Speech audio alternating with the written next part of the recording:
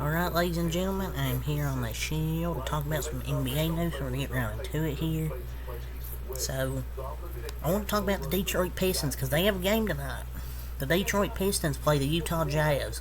Utah Jazz coming off the loss to Cleveland last night. They're in a back-to-back. Can the Pistons finally do it? Can the Pistons finally win a basketball game? If they can't win this game, they can't win any game. They have a chance. Because Jordan Clarkson's out, Keontae George is out, THT is out, Lauri Markkanen's out.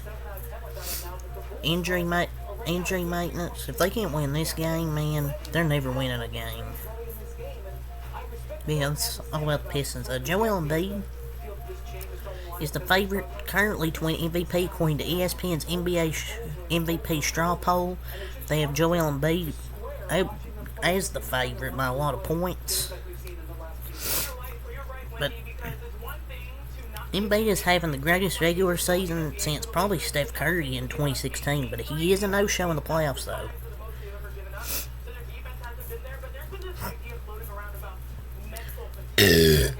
Excuse me.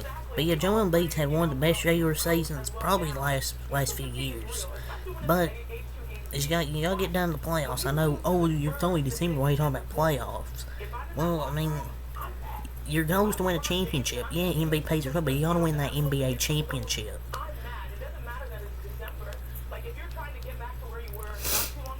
But he's averaging 35.1 points per game this season as a freaking center. This is the best version of himself so far. He's on a heater this year. But let's see if he can keep up the rest of the regular season. So, remember the Mavericks TV analyst Brian Damaris when he talked about James Harden, the Clippers, early this season? Well, he was not on the broadcast for last night's Clippers versus Mavericks game. And James Harden and the Clippers extended their winning streak to 9 games after defeating Dallas last night. So he didn't stand on business. But I mean, these were the same people that are probably clowning him now that were defending him.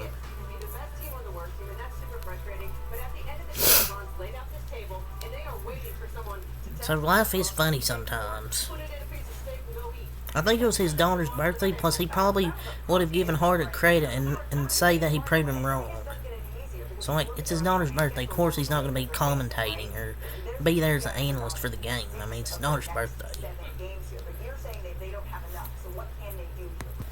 So, Jordan Poole said he had a, quote, successful time in Golden State. He said, I learned a lot. You can't ask for too much more than that. Won a championship.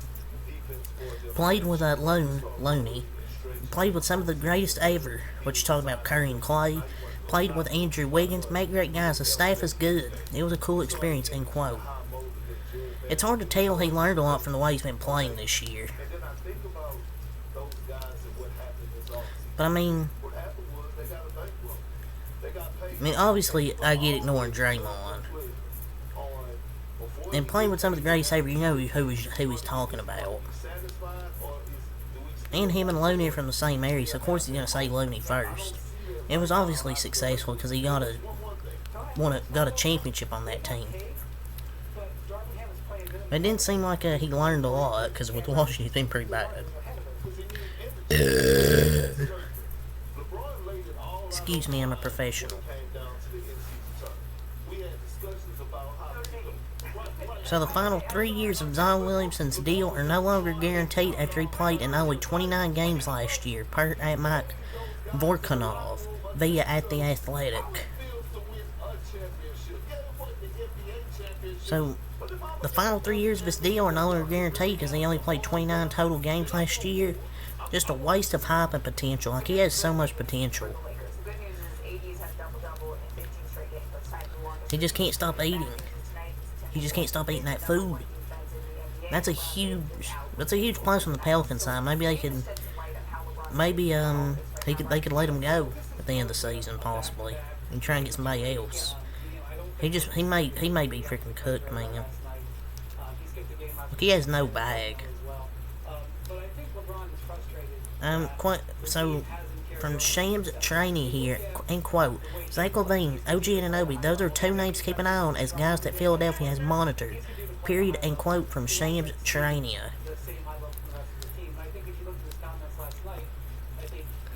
OG would be a nice fit there to try to get them over Boston Milwaukee in the playoffs, but the key word is try. I'm not saying it'll help, but I feel like it'd be a perfect piece defensively for Philly. But I don't know if they'll make any trades, but I think they should, because I think they'll need a third star to max in Embiid. And most viewed players on NBA social media this year, number one, LeBron James with $756 million, Victor Wembanyama $508 million, Steph Curry $419 million. Kevin Durant, $259 million. Giannis Antetokounmpo, $259 million. Luka Doncic, $199 million. Tyrese Haliburton, $146 million. James Harden, $146 million. Chet Holmgren, $122 million. Jason Tatum, $118 million via NBA PR. So you got two rookies here in the top 10. I mean, obviously Wemby's gonna be up here.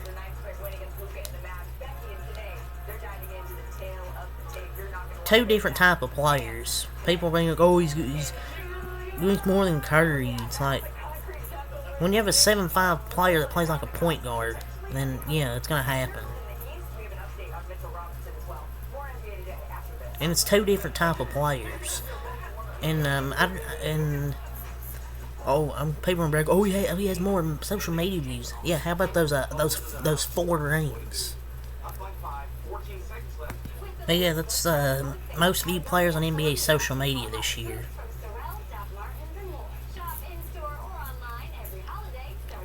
So the Lakers fell to a 124-108 loss at the hands of the Bulls to pick up their 4th loss in the last 5 games. They sold their soul for that in-season tournament championship. I think Darvin Ham's a bad coach. The team is very limited with him as the coach. He just isn't good, man. And Derek Fisher was roasting them. This is why you wait to celebrate a championship. He ain't wrong. He's not wrong. That's why you wait to celebrate a championship.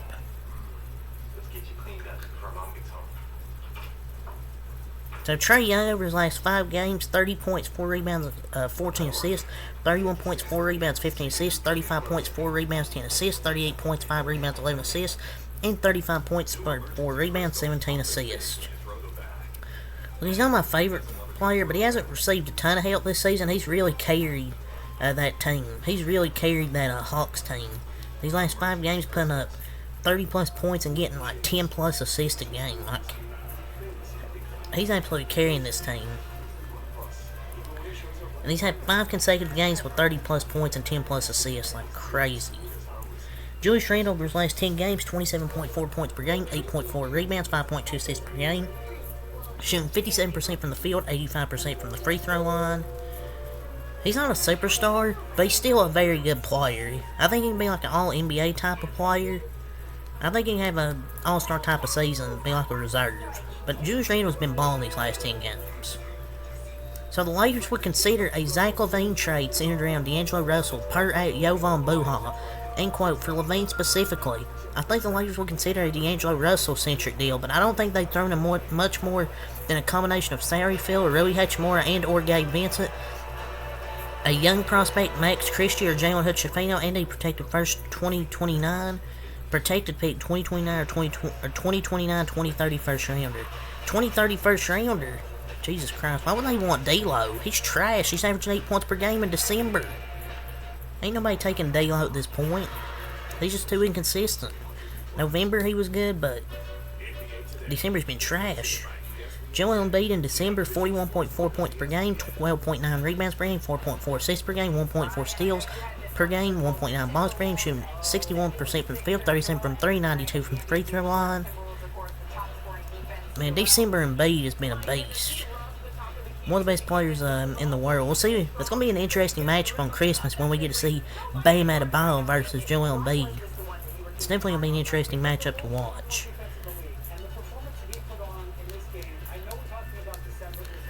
So, Smush Parker reveals what, quote, disrespectful Kobe Bryant said to him when he tried to start a conversation. You can't talk to me. You need more accolades under your belt before you come talk to me.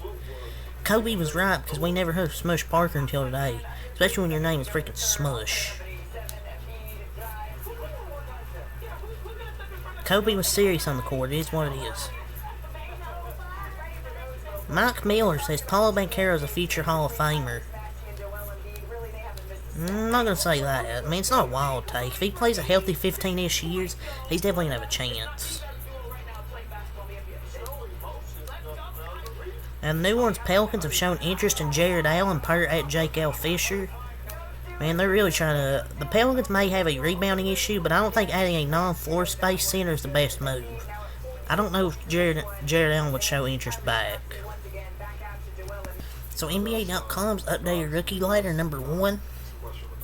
Victor Wembanyama, number 2, Chet Holmgren, number 3, Homie Yonkers Jr., number 4, Brandon Miller, number 5, Asar Thompson, number 5, Derek Lively II, number 7, Keontae George, number 8, Bilal Coulibaly, number 9, Brandon Plajimski, and number 10, Toumani Camara.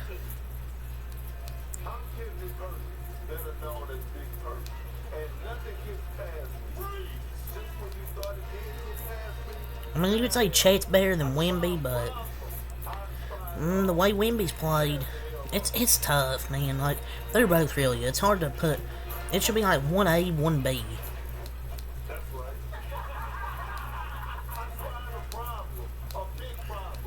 So, Ja, in his first game back the other night, 34 points, 8 assists, 6 rebounds, 2 steals, 1 block, shot 48% from the field and got the game winner.